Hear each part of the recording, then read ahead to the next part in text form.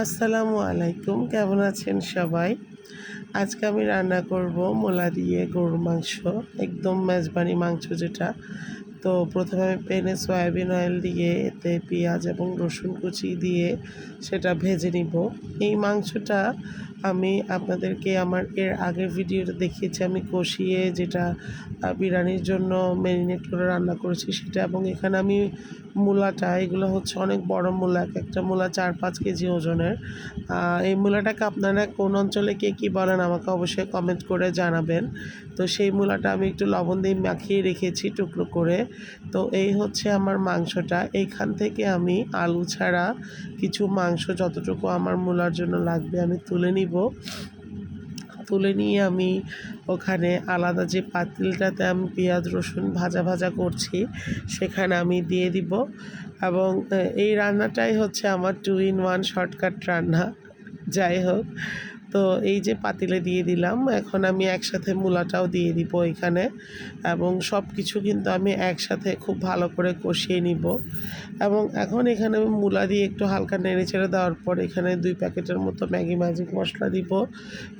আর সামান্য কিছু spice level আমি এখানে বাড়িয়ে দিব, যেমন হলুদের গুঁড়ো সামান্য, সামান্য একটু লাল মরিচের গুঁড়ো এবং সামান্য একটু জিরার গুঁড়ো দিব। আর এখানে আমি আর আলাদা করে ধনিয়ার গুঁড়ো দিব না, আর একটু গরম মশলার গুঁড়ো দিয়ে দিব।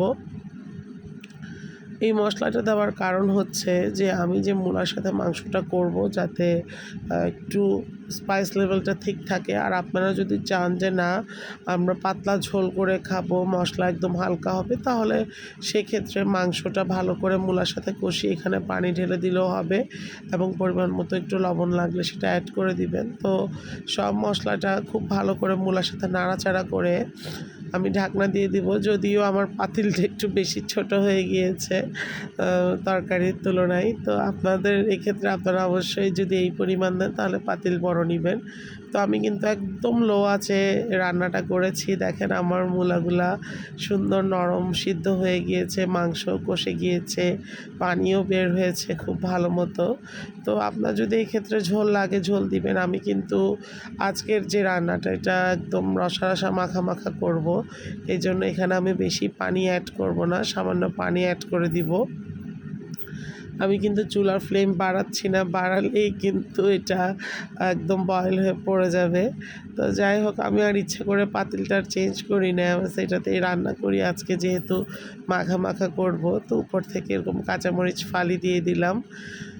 আর এটা একটু আমি ঝাল ঝাল করেছি, যে কারণ সাধারণত মূলা বা ভেজিটেবল তো বাচ্চারা সবাই খেতে চায় না, তো এটা একটু হালকা ঝাল ঝাল করেছি আমি।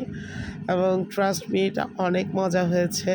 তো দেখেন আমার কিন্তু ঝোল খুব ভালো করে ফুটে গিয়েছে, এমন আমার রান্না কিন্তু অলমোস্ট কমপ্লিট। তো আমার কাছে ধনিয়া পাতা কুচি ছিল না, এই জন্য আমি ধনিয়া পাতা কুচি দিতে পারি নাই। তো এই তো হয়ে গেল আমার রান্নাটা খুব সুন্দর করে। এবং আপনারাও এভাবে ট্রাই করে দেখবেন বাসায়, অনেক মজা হয়। And that's the final look of my cooking. তো এই যে আমার ঝোলের কনসিস্টেন্সিটা তো দেখেছেন, আমি অতিরিক্ত পাতলাও করি নাই, আবার বেশি ঘন করি নাই, এবং অতিরিক্ত পানিও দিই নাই। মশলা অনুযায়ী পানির পরিমাণটা ঠিক মতো দিয়েছি। তো আমার কিন্তু মূলা খুব সুন্দর করে সিদ্ধ হয়ে গিয়েছে। এই তো, আল্লাহ হাফেজ।